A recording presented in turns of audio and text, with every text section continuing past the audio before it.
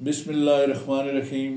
ناظرین کرام، آج 31 جنوری 2025 ایک دن کے وقفے کے بعد میں آپ کی خدمت میں حاضر۔ آج میں نے کچھ اپنے مقامی مسائل کے حوالے سے یا کچھ مقامی ہماری جو مشکلات ہوتی ہیں ان کے حوالے سے بات کرنی تھی، اور میں نے اس طرح کا ٹاپک ایک سوچ بھی رکھا تھا، لیکن ناظرین کرام میری نظر سے کل ایک ویڈیو گزری، چھوٹا سا کلپ گزرا، آپ کی نظر سے بھی گزرا ہوگا، اور پورے پنجاب میں بہت سے لوگ اس پہ بات بھی کر رہے ہیں۔ مجھ سے پہلے بڑے خوبصورت انداز میں کچھ لوگوں نے اس پہ بات بھی کی اور بڑے دکھی دل سے کی ہے۔ اسی دکھی دل سے میں بھی بات کرنا چاہتا ہوں کہ ملتان کا وہ ویڈیو کلپ ہے، وہاں ایک 50 اور 60 کے درمیان کا آدمی جو ہے، اس عمر کا 50-55 سال کا، موٹر سائیکل پہ آ رہا ہے۔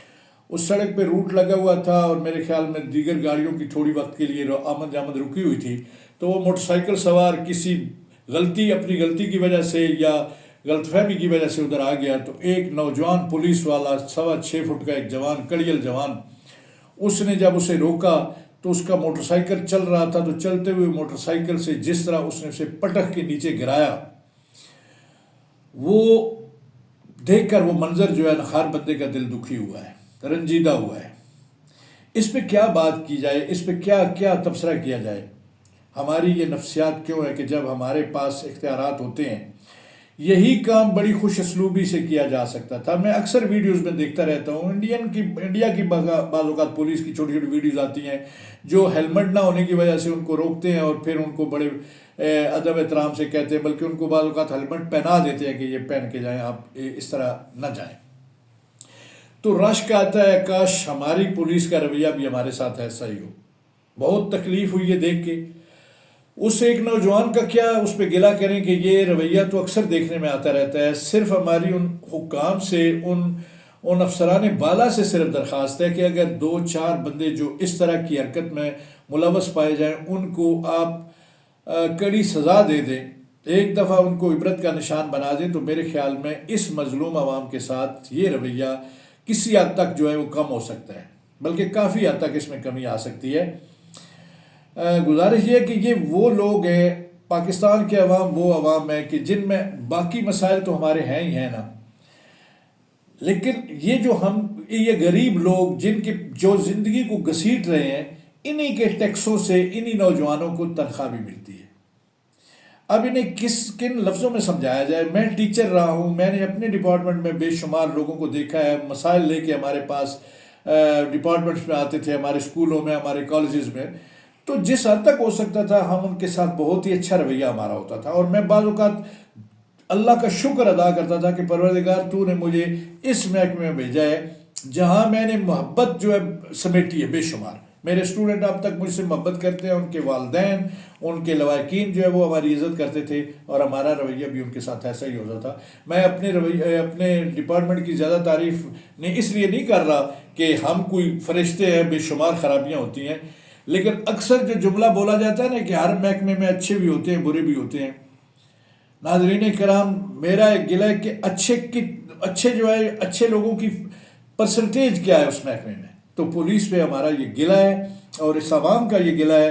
میری افسران بالا سے اور اپنے حکمرانوں سے بھی یہ درخواست ہے کہ تھوڑا سا جو ہے ان کے اس رویے میں کمی آنی چاہیے، یعنی یہ جو عوام کو ذلیل کر کے جو خوش ہوتے ہیں، یہ رویہ ناقابل قبول ہے، اور اس سے پاکستان کا چہرہ داغدار ہوتا ہے۔ ناظرین کرام، یہ خوبصورت ملک ہے، اور اتنی درخواست تھی، اس سے لمبی بات نہیں کروں گا۔ ایک چھوٹی سی اور بات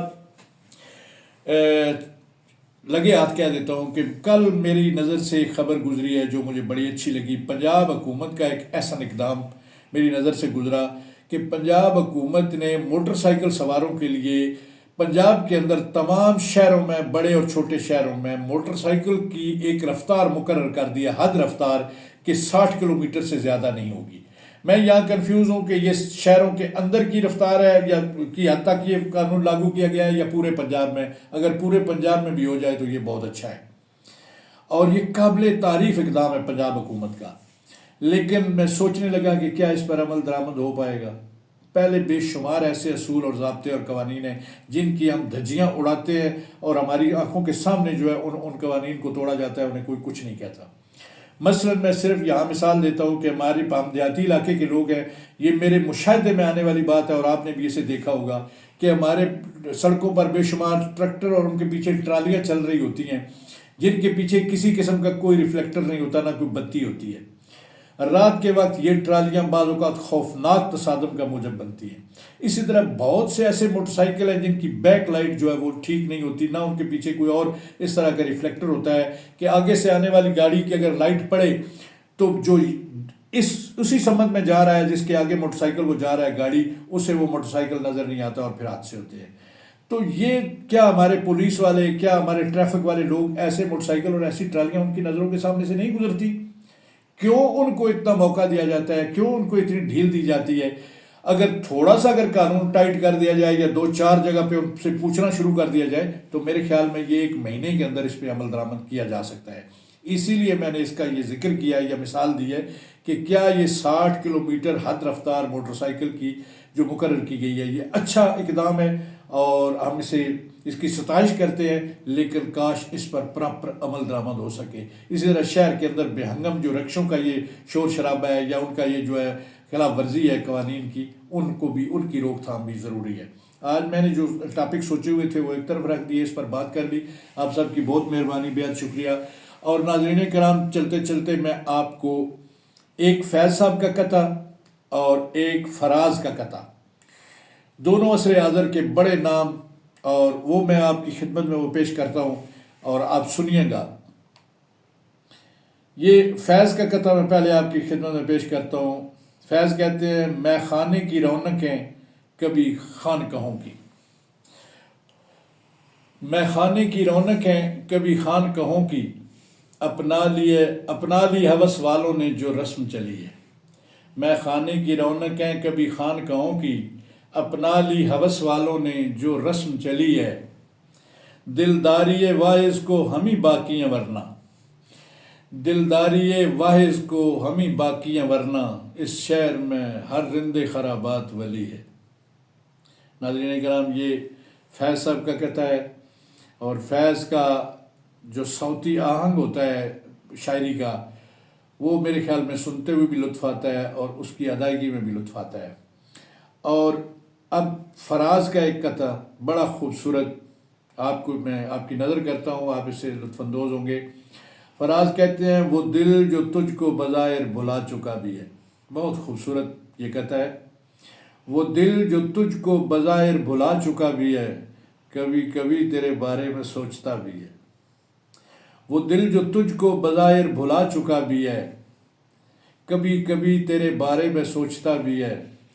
دلا ملال نہ رکھ اس سے تو کہ وہ ظالم، دلا ملال نہ رکھ اس سے تو کہ وہ ظالم، ندیم سارے جہاں کا سہی تیرا بھی ہے۔ ناظرین کرام، انہی اشعار کے ساتھ آج کا یہ ولاگ ختم کرتے ہیں۔ میری معروضات پر غور کیجیے گا، اور جہاں تک ہو سکے کم از کم دوسروں کے گلے تو اپنی جگہ، ہمیں خود تو ان چیزوں کا احساس ہونا چاہیے کہ مثلا میں اگر موٹر سائیکل چلا رہا ہوں تو کیا اس کی پیچھے والی لائٹ جل رہی ہے، کیا اس کے پیچھے کوئی ریفلیکٹر ہے۔